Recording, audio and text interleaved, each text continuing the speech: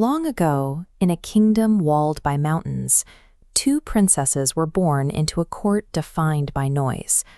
Princess Teresa filled every corridor with a voice of pride and power, while her younger sister, Hannah, lived in absolute unnatural silence.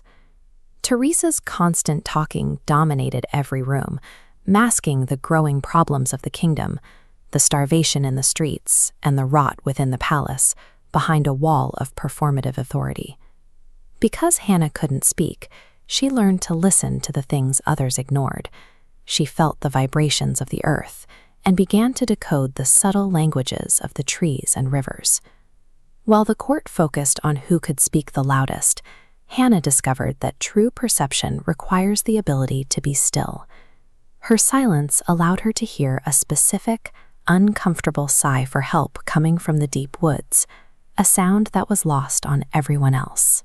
She left the palace behind, traveling into a part of the forest where the trees whispered of lies and unrest, sensing a growing sickness in the land.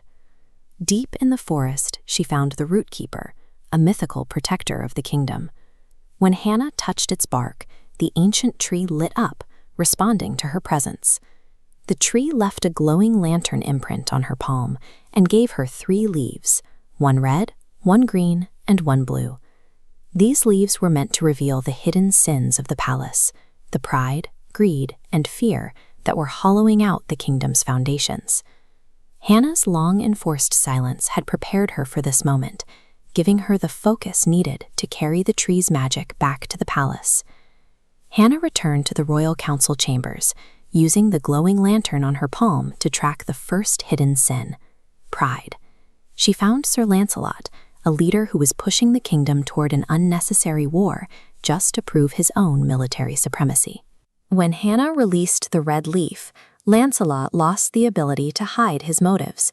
He openly admitted that he didn't care about peace. He only wanted a chance to show he was superior to his enemies. Hearing his true intentions, the council immediately voted to remove him, ending the march toward a needless battle. Next, the lantern led Hannah to an old collapsing amphitheater where the air smelled of a rich hidden feast. Inside, she found the royal chefs and nobles gorging themselves on rations stolen from the starving citizens. Hannah used the green leaf to collapse the theater's illusions. The entire feast was suddenly teleported into the middle of the village streets, exposing the theft to the very people who were starving.